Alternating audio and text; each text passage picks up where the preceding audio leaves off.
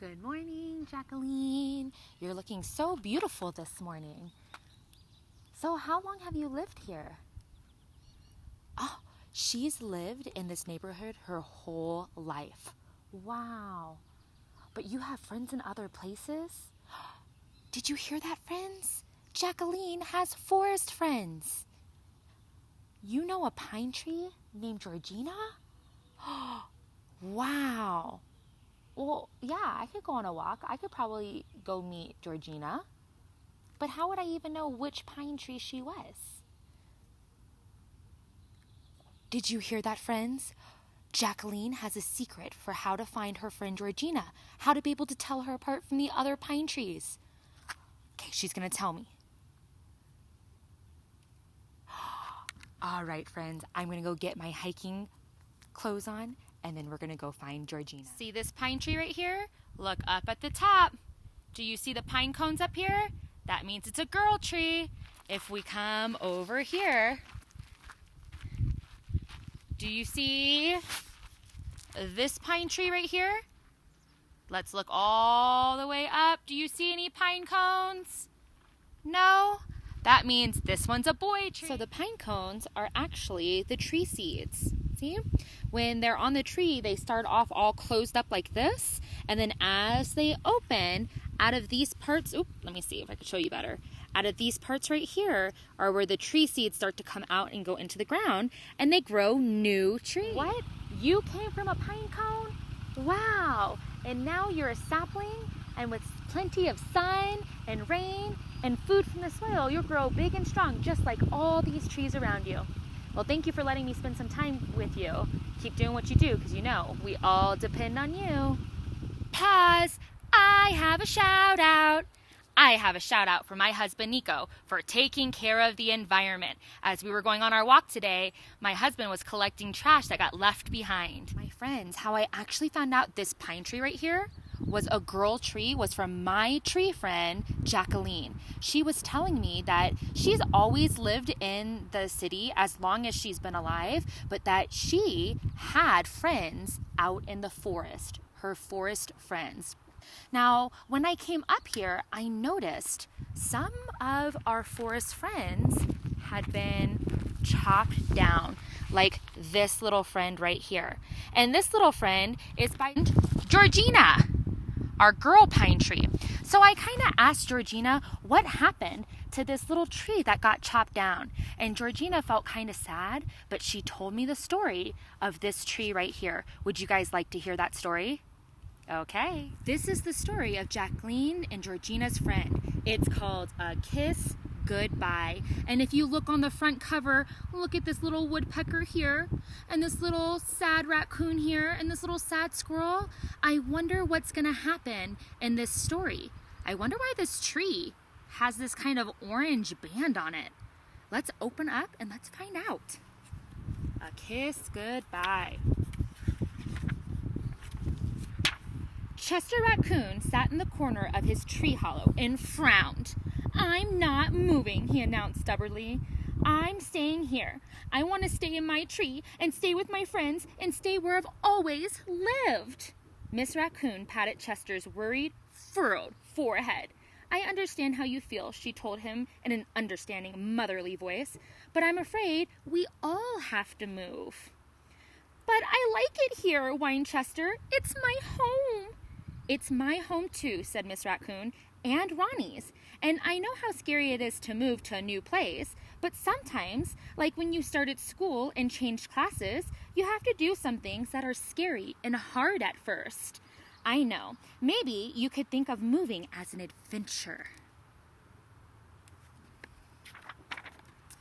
Chester scrunched up his face and grumbled.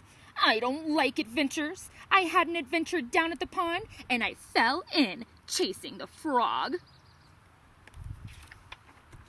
I had an adventure up the pine tree and got prickled with pine cones in my tail. I had an adventure in the Red Rock Cave, and I got smacked by bats." Miss Raccoon laughed. "Well, this will be a different adventure. This time we'll all be together. You and me and Ronnie. Chester didn't budge. He just sat there with his arms folded, with a stubborn expression on his face. Why do we have to leave our tree anyways, he wanted to know. I like this tree. I'm used to it. A line has been drawn around the trunk, explained Miss Raccoon. Soon, the tree cutters will come and cut down the tree for wood. Chester poked his head out of the hollow and looked around. There are lots of other trees, he pointed out. Why don't they cut down those other trees instead? They're cutting down all of the trees in this part of the woods, explained his mother. But I've picked out a new tree to live in that's big and comfortable and has lots of holes to look out of.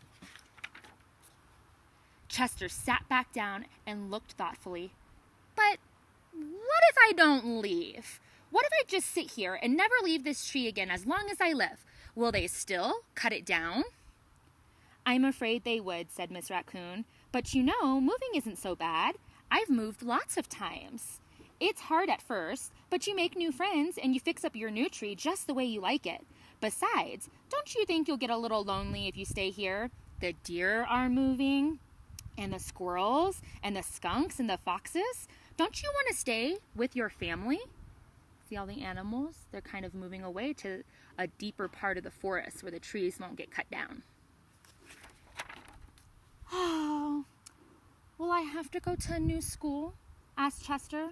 I suppose you will, but you never know who you might meet. Don't you want to make new friends? I like the friends I already have. I don't need to make new ones. Oh, I see. Well, I would certainly miss you if you stayed here, said Miss Raccoon. Aren't you afraid you'd miss us too? I'd miss you, admitted Chester. I'm not so sure about Ronnie. Miss Raccoon chuckled. I think you'd miss Ronnie the most. Who would be there to pull your tail or to tickle your mask or to follow you around everywhere? See little Ronnie? He kind of looks like Chester's little brother, huh? Chester sat back and took a good, long look around his hollow. He memorized the round shape with its lookout hole just above or just below the thick branches that housed the bird nests and the squirrels. Then he closed his eyes and he pressed his palm against the wall and felt the texture. Remember texture? The texture of the wood and the bark, the smooth places and the rough places. When he opened his eyes, he reached off and broke a little piece and put it deep, deep, deep into his pocket. He put his face close to the wall and breathed in the sweet scent of white oak. Next, he gazed out of the hollow. He wanted to always remember how it had looked, the way the stars and the moon shone between the branches, and the way the afternoon sun hit the leaves, turning them fiery red in the fall. When he ducked his head back into the tree, he placed a gentle kiss on the palm of his hand and pushed it against the wall. Goodbye, he told the hollow. I'll miss you. Oh, look at his little sad raccoon face. When Chester climbed outside, he wrapped his little arms around the tree and said goodbye again. This time, a tiny tear rolled down his cheek.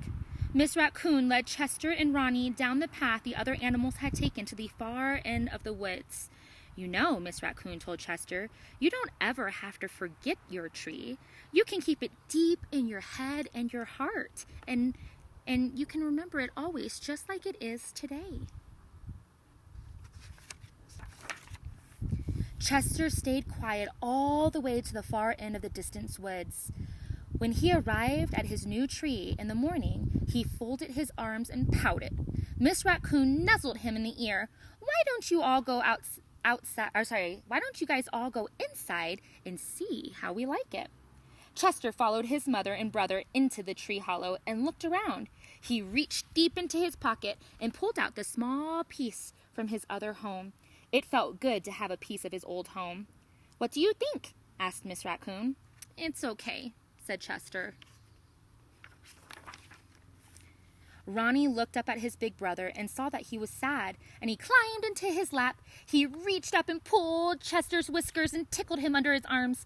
Chester couldn't help but giggle. I miss my tree, he told Ronnie. I do too, came a sweet voice from outside. Chester's ears perked up, and he popped his head out of his hollow. There, standing at the foot of his tree, was a young raccoon just about his age. Hi, I'm Cassie, said the young raccoon. Who are you? Chester ducked his head back down into his hollow, brushed his hair back, ruffled up his mask. When he popped his head back out, Cassie was still there. I'm Chester, he said shyly. Do you live here? I do now, said Cassie. Chester left Ronnie with his mother and climbed out of the tree and stood beside the pretty raccoon. His tiny cheeks turned pink, and he had a wide smile. I think somebody made a new friend. Miss Raccoon peeked out of the tree and grinned. Placing a kiss in her palm, she showed it to Chester and told him to go play. Chester kissed the center of his palm, turned it back towards his mother, and said, All right, I'll stay. It looks like his new home isn't so bad after all, huh? Aww. Look at Chester and Cassie enjoying their new tree home. So it kind of looks like when we chop down trees for wood, like how we talked about how people depend on trees for chairs and desks and beds and all the things that we make out of wood, sometimes we have to think the trees that we used for wood were once homes to a lot of animals, and a lot of animals depended on that tree too. Look at this tree right behind me. What do you notice is on this tree? Let's take a closer look. This tree has an orange tie on it. Let's keep looking. Do you see any more orange ties? That tree right there also has an orange tie. So does this one right here. So it looks like all these trees with the orange ties on them are going to be cut down very soon for wood. So let's take a look at this tree. What kind of creatures do you think live in this tree? Do you think there might be bird nests? Maybe some squirrel nests? What about that tree over there? Look how tall it is. I wonder what kind of animals depend on these trees. And I wonder, where are they going to live once these trees get chopped down? Okay, Kinder, now I want to hear your opinion. That's what you think. I want to hear what you think.